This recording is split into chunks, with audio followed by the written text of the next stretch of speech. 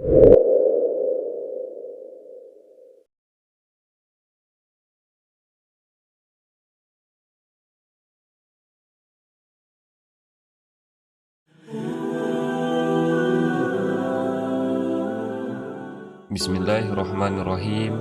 Assalamualaikum warahmatullahi wabarakatuh. Alhamdulillahirabbil alamin.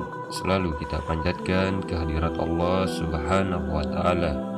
Shalawat semoga selalu tercurahkan kepada baginda Nabi besar Muhammad sallallahu alaihi wasallam.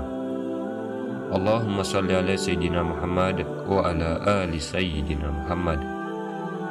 Saudaraku SM channel populer yang mudah-mudahan selalu dalam lindungan Allah Subhanahu wa taala. Dalam agama Islam, hubungan antara laki-laki dan perempuan yang belum ada ikatan pernikahan sangat dilarang, karena hal ini bisa menjerumuskan kepada perbuatan zina. Sebagaimana Allah Subhanahu wa taala berfirman dalam Al-Qur'an surah An-Nur ayat 2. Perempuan yang berzina dan laki-laki yang berzina, maka deralah tiap-tiap seseorang dari keduanya 100 kali dera, dan janganlah belas kasihan kepada keduanya mencegah kamu untuk menjalankan agama Allah. Jika kamu beriman kepada Allah dan hari akhirat, dan hendaklah pelaksanaan hukuman mereka disaksikan oleh sekumpulan orang-orang yang beriman. Saudaraku rahimakumullah, berikut adalah beberapa amalan untuk menghapus dosa zina. Yang pertama, menyesali perbuatannya. Semua hal-hal negatif yang kita lakukan, pastinya ada rasa sesal yang dirasakan oleh seseorang yang berbuat zina. Tidak akan terhapus dosa seseorang jika tidak mengawalinya dengan penyesalan. Rasa sesal yang dirasakan seseorang akan membawanya ke jalan yang benar. Menyesali perbuatan yang membersihkan hati dan memantapkan niat untuk kembali menjadi lebih baik. Rasa sesal itu dijadikan awal untuk bertaubat kepada Allah Subhanahu wa taala. Hal ini juga termasuk larangan melihat video zina. Yang kedua, taubat nasuha. Taubat nasuha adalah taubatan yang dilakukan dengan sungguh-sungguh karena Allah dan seseorang itu menyesali atas perbuatannya. Allah memberikan janji bahwa Ia akan mengampuni dosa-dosa hambanya yang melakukan kesalahan, sebagaimana dalam firman Allah Subhanahu wa taala pada surah At-Tahrim ayat 8 yang artinya, hai orang-orang yang beriman, bertaubatlah kepada Allah dengan taubatan nasuha, taubat yang semurni-murninya. Mudah-mudahan rohmu akan menutupi kesalahan-kesalahanmu dan memasukkanmu ke dalam jannah yang mengalir di bawahnya sungai-sungai, pada hari ketika Allah tidak menghinakan Nabi dan orang-orang mukmin yang bersama Dia, sedang cahaya mereka memancarkan di hadapan dan di sebelah kanan mereka, sambil mereka mengatakan, Ya Rabb kami, sempurnakanlah bagi kami cahaya kami dan ampunilah kami, sesungguhnya Engkau Maha Kuasa atas segala sesuatu. Kemudian yang ketiga, sholat taubat.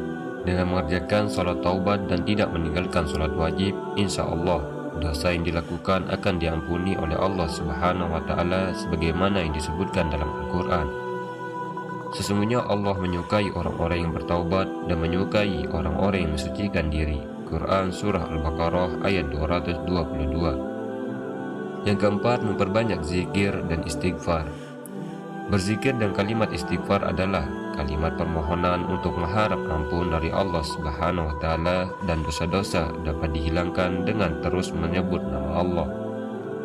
Sebagaimana disebutkan dalam firman Allah Subhanahu wa taala surah Al-Imran ayat 135. Dan juga orang-orang apabila mengerjakan perbuatan keji atau menganiaya diri sendiri, mereka ingat akan Allah, lalu memohon ampun terhadap dosa-dosa mereka, dan siapa lagi yang dapat mengampuni dosa selain daripada Allah. Dan mereka tidak meneruskan perbuatan kejinya itu, sedang mereka mengetahui. Quran surah Al-Imran ayat 135. Yang kelima, melakukan kebaikan pada sesama. Jika seseorang berbuat dosa, maka untuk menghapusnya dengan melakukan kebaikan terhadap sesama. Contohnya seperti bersedekah, memberi makan binatang, dan sebagainya.